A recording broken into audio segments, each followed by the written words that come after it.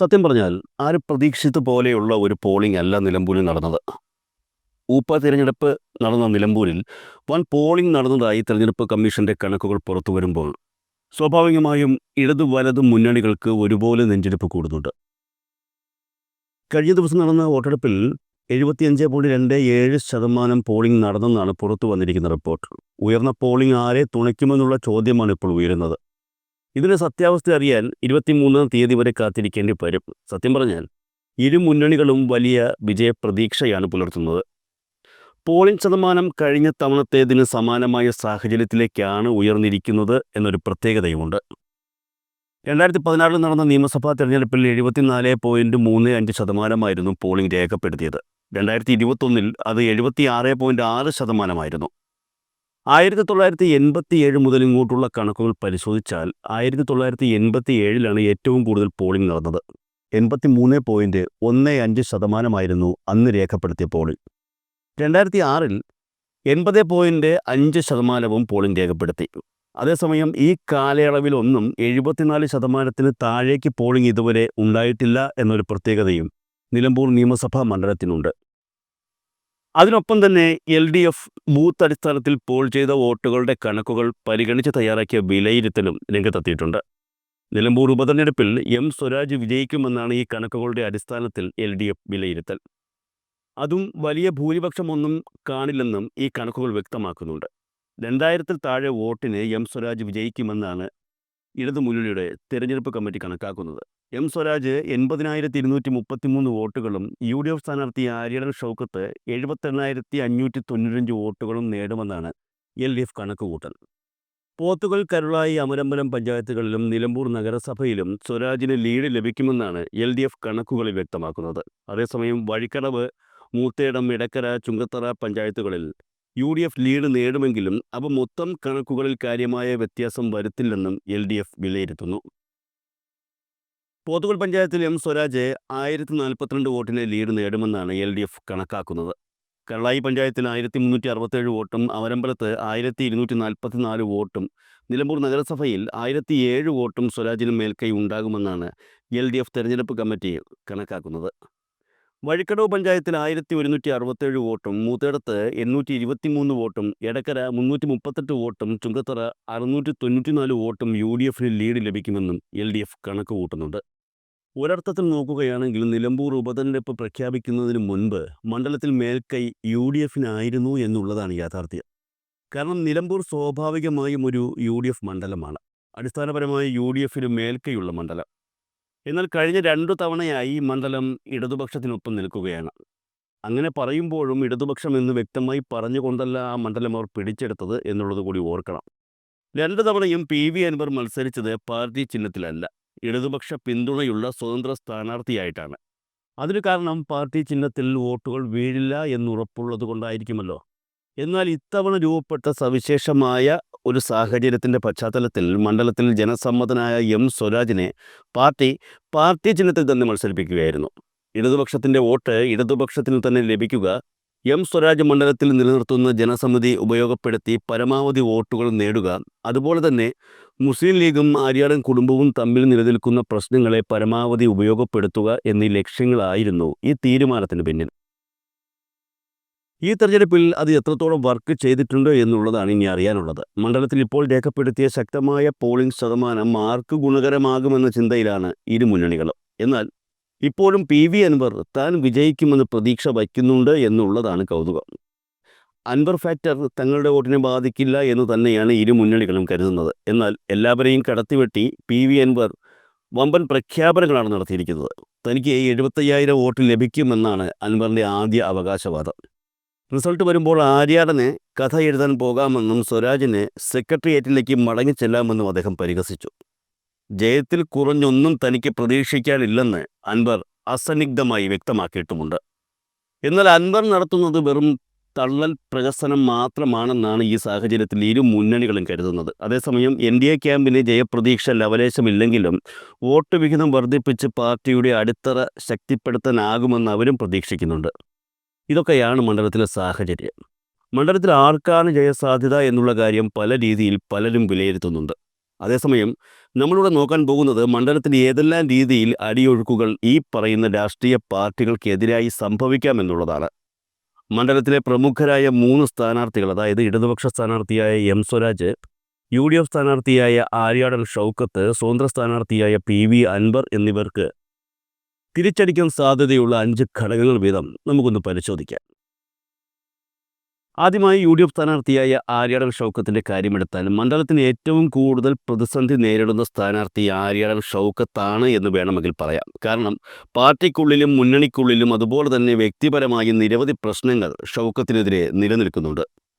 ഇതിൽ ഒന്നാമത്തെ സംഗതി പാർട്ടിക്കുള്ളിൽ നിലനിൽക്കുന്ന വിഷയമാണ്. അതായത് കോൺഗ്രസ് പാർട്ടിക്കുള്ളിൽ ഇപ്പോൾ നിലനിൽക്കുന്ന ആഭ്യന്തര പ്രശ്നങ്ങൾ ഏതെങ്കിലും വിധത്തിൽ UDF സ്ഥാനാർത്ഥിയുടെ സാധ്യതകളെ ബാധിക്കുമോ എന്ന ഭയം നിലനിൽക്കുന്നുണ്ട്.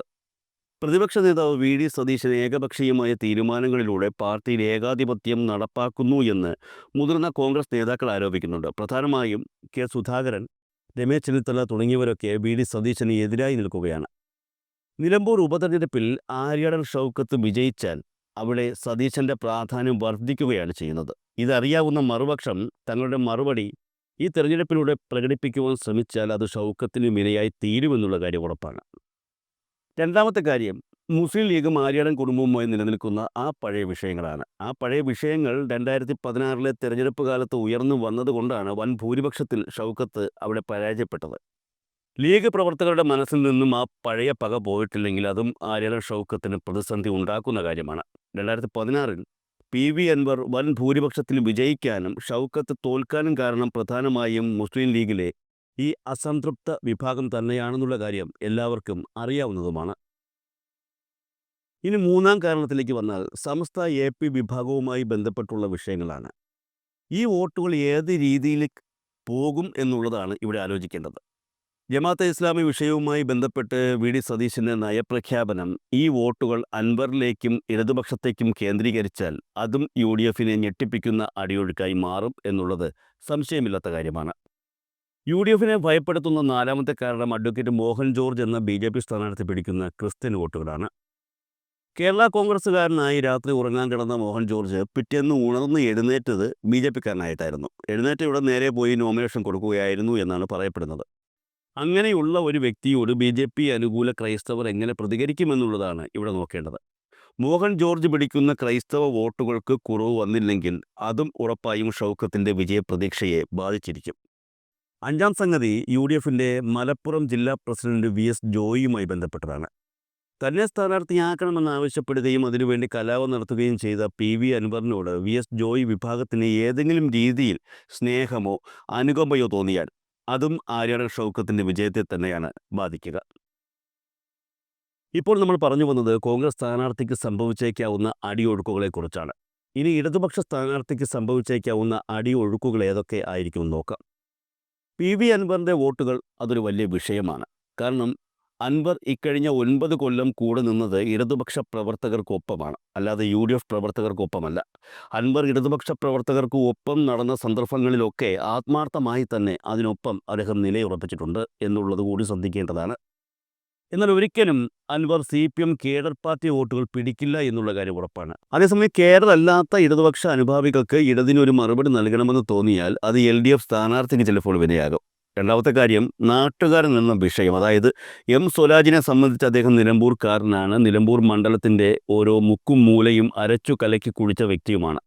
എന്നാൽ എതിർ സ്ഥാനാർത്ഥികളായ ബാപ്പൂട്ടിയും അമ്പുക്കയും സദാസമയവും നിലമ്പൂരിൽ തന്നെയായിരുന്നു എന്നുള്ളത് ജനങ്ങൾ ഒരുപക്ഷെ പരിഗണിച്ചാൽ അത് സ്വരാജിന് തിരിച്ചടിയായി മാറും. മൂന്നാമത്തെ കാരണം നമ്മൾ നേരത്തെ പറഞ്ഞ ചിഹ്നമാണ്. പാർട്ടി വോട്ടിനപ്പുറത്ത് പുതിയ വോട്ടുകളൊന്നും പെട്ടിയിൽ വീഴില്ല എന്നുള്ള കാര്യം ഉറപ്പാണ്. കാരണം എം സ്വരാജ് മത്സരിക്കുന്നത് അരിവാൾ ചുറ്റിക നക്ഷത്ര മലയാളത്തിലാണ്. ചില പ്രദേശങ്ങളിൽ ഉറപ്പായും ഈ ചിഹ്നം വർക്ക് ചെയ്യില്ല. കഴിഞ്ഞ 2 തവണത്തെയും PV അൻവറിൻ്റെ വിജയം അങ്ങനെ ഉണ്ടായ ഒന്നുകൂടിയാണ് എന്ന് ഓർക്കണം. നാലാം കാരണം ഭരണവിരുദ്ധ വികാരം തന്നെയാണ്. അങ്ങനെയൊരു സംഗതി ഇല്ല എന്ന് ഇടതുപക്ഷം പറയുമ്പോഴും അത് കേരളത്തിൻ്റെ പൊതുമണ്ഡലത്തിന് നിലനിൽക്കുന്നുണ്ട് എന്നുള്ളതാണ് യാഥാർത്ഥ്യം. കാരണം 9 വർഷത്തോളം തുടർച്ചയായി ഭരിച്ചുകൊണ്ടിരിക്കുന്ന ഒരു മുന്നണിയാണ് ഇടതുപക്ഷം. സ്വാഭാവികമായും ഉണ്ടാകുന്ന ആ ഒരു ഭരണവിരുദ്ധ വികാരം ഏത് രീതിയിൽ നിലമ്പൂർ ഉപതെരഞ്ഞെടുപ്പിൽ സ്വാധീനം ചെലുത്തുമെന്നുള്ളതും ഇടതുപക്ഷ സ്ഥാനാർത്ഥിയുടെ വിജയത്തെ നിശ്ചയിക്കും. അഞ്ചാം കാരണം PV അൻവറും മോഹൻ ജോർജും എത്ര വോട്ട് പിടിക്കുമെന്നുള്ള ചോദ്യമാണ്. മാത്രമല്ല അതിനൊപ്പം അവർ ആരുടെ വോട്ടുകളാണ് പിടിക്കുന്നത് എന്ന ചോദ്യവും ചോദിക്കേണ്ടി വരും. ഇവർ രണ്ടുപേരും യു ഡി എഫിൻ്റെ വോട്ടുകളാണ് തങ്ങളുടെ പെട്ടിയിലാക്കുന്നതെങ്കിൽ പ്രതീക്ഷയുണ്ട് എന്നുള്ളതാണ് യാഥാർത്ഥ്യം. എന്നാൽ അങ്ങനെയല്ല എങ്കിൽ അത് വലിയ രീതിയിൽ ഇടതുപക്ഷ സ്ഥാനാർത്ഥിക്ക് തിരിച്ചടിയാകുമെന്നുള്ളതും ഓർക്കണം. ഇത് നേട്ടമുണ്ടാക്കുമെന്ന് സ്വയം അവകാശപ്പെടുന്ന പി വി അൻവറിൻ്റെ കാര്യത്തിലേക്ക് വന്നാൽ ഒരു പ്രത്യേക കാര്യം ആദ്യമേ ആലോചിക്കണം. പി വി അൻവറിനെ സംബന്ധിച്ച് ജയിക്കുക എന്നുള്ളതല്ല യഥാർത്ഥത്തിൽ അദ്ദേഹത്തിൻ്റെ ലക്ഷ്യം. യു ഡി എഫ് സ്ഥാനാർത്ഥി തോൽക്കുക എന്നുള്ളത് മാത്രമാണ്. കാരണം യു ഡി എഫ് സ്ഥാനാർത്ഥി തോറ്റാൽ മാത്രമേ രാഷ്ട്രീയപരമായി പിന്നെ അൻവറിന് കേരളത്തിൽ നിലനിൽപ്പുള്ളൂ. ഏതെങ്കിലും ഒരു മുന്നണിയുമായി രാഷ്ട്രീയപരമായി ചർച്ച നടത്തണമെങ്കിൽ തന്നെ യു ഡി എഫ് സ്ഥാനാർത്ഥിയുടെ തോൽവി കൊണ്ട് മാത്രമേ കാര്യങ്ങൾ നടക്കുകയുള്ളൂ എന്നുള്ള സാഹചര്യമാണ് ഇപ്പോൾ ഉള്ളത്. പി വി അൻവർ എത്ര വോട്ട് പിടിക്കുമെന്നുള്ളതിനെ ആശ്രയിച്ചായിരിക്കും L D F U D F സ്ഥാനാർത്ഥികളുടെ വിജയം നിശ്ചയിക്കപ്പെടുന്നത്. മണ്ഡലത്തിൽ പി വി അൻവറെ സംബന്ധിച്ച് തിരിച്ചടിയാവുന്ന കാര്യങ്ങൾ നിരവധിയുണ്ട് എങ്കിലും 5 പ്രധാനമായും പറയാം. ഒന്നാമത്തെ കാരണം പറഞ്ഞു കാര്യങ്ങളെല്ലാം കയ്യിൽ നിന്ന് പോയി എന്നുള്ളതാണ് യാഥാർത്ഥ്യം. രണ്ടാമത്തെ കാരണത്തിലേക്ക് വന്നാൽ കോൺഗ്രസിനെയും യു ഡി എഫിനെയും ജമാഅത്ത് നയത്തിൽ പ്രതിഷേധം ഉയർന്നിരിക്കുന്ന സാഹചര്യത്തിൽ സമസ്ത എ പി വോട്ടുകൾ പി വി അൻവറിന് കൂടി ലഭിക്കുമെന്നാണ് കരുതപ്പെടുന്നത്. മാത്രമല്ല മലയോര കർഷകരുടെ ഭൂരിഭാഗം വോട്ടുകളും അൻവറിന് തന്നെ ലഭിക്കുമെന്നും അൻവർ വിഭാഗം വിലയിരുത്തുന്നുണ്ട്. ഇത് രണ്ടും സംഭവിച്ചില്ലെങ്കിൽ പി വി അൻവറിൻ്റെ തോൽവി വളരെ ഭീകരമാകും. മൂന്നാമത്തേത് മുസ്ലിം ലീഗിലെ രാഷ്ട്രീയ വോട്ടുകൾ ഷൗക്കത്തിൻ്റെ പെട്ടിയിൽ തന്നെ വീഴുമെങ്കിലും അനുഭാവികളുടെ വോട്ടുകൾ പി വി അൻവറിന് ലഭിച്ചേക്കാമെന്നാണ് കരുതപ്പെടുന്നത്. എന്നാൽ അങ്ങനെ സംഭവിച്ചില്ല എങ്കിൽ, അതായത് യു ഡി എഫിൽ കോൺഗ്രസും ലീഗും ആര്യാടൻ വിഷയം മറന്നു ഒരുമിച്ച് നിന്നാൽ അതും പി വി അൻവറിൻ്റെ തോൽവിയെ വളരെ ഗുരുതരമായി ബാധിക്കും. നാലാം കാര്യം സി പി എമ്മുമായി ബന്ധപ്പെട്ടതാണ്. സി പി എം വോട്ടുകൾ ലഭിക്കുമെന്ന് അൻവർ പറയുന്നുണ്ട്. സി പി എമ്മിൻ്റെ ഒരു കേഡർ വോട്ടും, അതായത് ഒരു കട്ട കമ്മ്യൂണിസ്റ്റുകാരൻ്റെ വോട്ട് പോലും അൻവറിന് പോകില്ല. അഞ്ചാം കാര്യം വളരെ രസകരമാണ്. പി വി അൻവർ പറഞ്ഞിരിക്കുന്നത് തനിക്ക് 75,000 വോട്ടുകൾ വരെ ലഭിക്കുമെന്നാണ്. അങ്ങനെ സംഭവിക്കില്ല എന്ന് പി വി അൻവറിന് നന്നായി അറിയാൻ നമുക്കും അറിയാം. 10,000-നും 17,000-നും ഇടയിൽ വോട്ടുകൾ അൻവർ നേടുമെന്നാണ് അദ്ദേഹവുമായി ബന്ധപ്പെട്ടവർ പ്രതീക്ഷിക്കുന്നത്. അങ്ങനെയാണെങ്കിൽ അവിടെ യു ഡി എഫിൻ്റെ തോൽവി ഉറപ്പാകും. യു ഡി എഫിനൊരു തോൽവി സംഭവിക്കാതെ അൻവറിൻ്റെ രാഷ്ട്രീയ ഭാവി ഇനി മുന്നോട്ട് പോകില്ല എന്ന തിരിച്ചറിവ് അൻവറിനും അദ്ദേഹത്തിൻ്റെ പാർട്ടിക്കുമുണ്ട്. ഈ പറയുന്ന വോട്ടുകൾ പി വി അൻവർ നേടുകയാണെങ്കിൽ അൻവർ വിജയിച്ചു എന്നുള്ളതാണ് യാഥാർത്ഥ്യം. ഇല്ലെങ്കിൽ ഇതോടുകൂടി പി വി അൻവറിൻ്റെ രാഷ്ട്രീയ വേഷം അഴിച്ചു വയ്ക്കേണ്ടി വരും. ചുരുക്കി പറഞ്ഞാൽ തെരഞ്ഞെടുപ്പ് പ്രഖ്യാപനത്തിന് മുൻപ് യു ഡി എഫിന് ഈസി വാക്ക് ഓവർ പ്രതീക്ഷിച്ചിരുന്ന ഒരു മണ്ഡലമാണ് നിലമ്പൂർ. ആ മണ്ഡലത്തിലെ തെരഞ്ഞെടുപ്പ് പോരാട്ടത്തെ ഇത്രത്തോളം സങ്കീർണമാക്കാൻ കോൺഗ്രസ് ഒരുപാട് ബുദ്ധിമുട്ടി. ഇപ്പോഴും കോൺഗ്രസിന് ഉറപ്പില്ല മണ്ഡലത്തിൽ തങ്ങൾക്ക് 100% വിജയമുണ്ടാകുമോ എന്ന കാര്യം.